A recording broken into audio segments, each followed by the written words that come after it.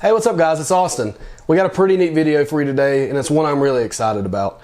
As you can see here, it's Diddy Kong Pilot.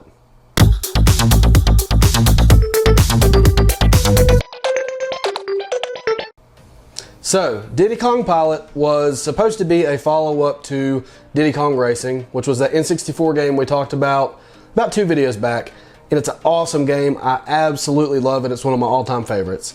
But this game ended up getting scrapped. Nintendo said, you're not putting that on any of our stuff. It's not good enough quality. You're not doing it. So, in the meantime, Rare ended up being bought by Microsoft. So Microsoft, in the purchase of Rare, ended up acquiring all the rights to every character in Diddy Kong. So, once Rare got it, it ended up getting rebuilt, rebranded, and re-released as Banjo Pilot. So, after all that was said and done, a copy of Diddy Kong Pilot, which is what we have, was sold to a collector who ended up leaking it online, just like anybody would in the 21st century. So good guy points to him, because now we get to play it. And I'm super excited about this. I haven't played it yet. I just got it in the mail today. So this is going to be an experience for all of us. So let's go ahead and get into this thing. Alright guys, so here we have Diddy Kong Pilot. So let's take off and give this thing a go. Take off. There's your pun for this episode. Pilot, take off. Anyway, so single player it is. Let's see, cups. So I'm thinking like kind of like Mario Kart. You have, you know, mushroom cup, special cup, all that stuff. This has a set of cups too. So looks like our choices of characters are Diddy Kong, Dixie Kong, Donkey Kong, and of course Funky Kong. So we are going to pick Diddy Kong. We're just going to pick the first cup, which is the Claptrap Cup. That is a mouthful.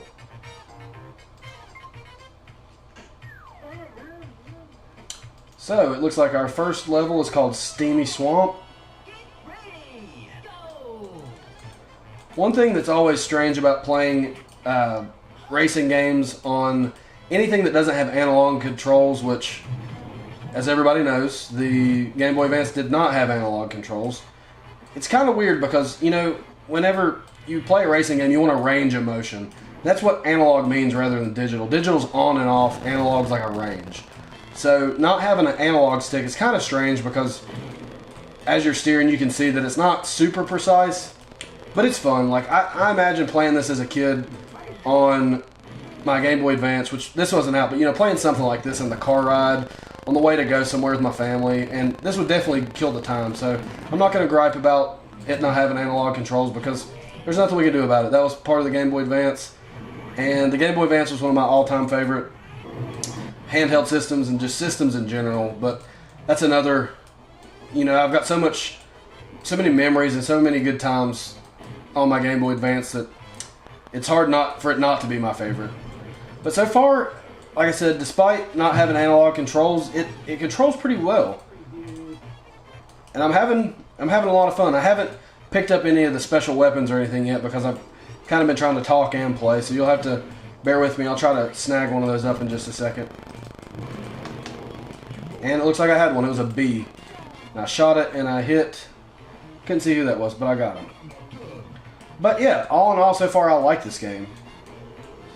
Like I said, you guys will have to cut me a little bit of a break because I'm talking to you guys and playing, but oh yeah. Looks like I finished second. So that was actually really fun. If you can get over the fact that the non-analog controls are a little bit hard to race with, once you get used to that, it's good. But one of the reasons I read online that this got scrapped, like I said in the intro, Nintendo just said it wasn't high enough quality, but I'm having a good time playing this. And most everybody that would have bought this would have took it for what it is. It's a Game Boy Advance game. I never bought a Game Boy Advance game expecting it to be a console quality game. I just knew it wasn't. I just wanted something to be able to play on the go and have a decent amount of fun while doing it. And I really think that this would have provided that to, you know, 10-year-old me. So let's play one more race here and kind of see what we think. So it looks like we have some like speed tunnel type things that we can use, kind of like the, I'm not sure what they called those little arrows on the ground in Mario Kart, but that same sort of thing. So I just blasted Donkey Kong with a bumblebee.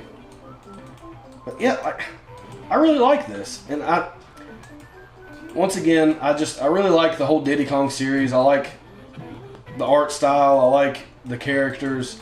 So I may be a little bit biased, but it's not a bad game. Like I said, it is what it is. It's a Game Boy game, and if you go into it knowing that you're going to be playing a Game Boy game, I think you'll get a lot of enjoyment out of it. It's really fun. One thing I find kind of strange, and this is also something that I read about why this got scrapped, is you can go up and down. You see how I'm going up and down?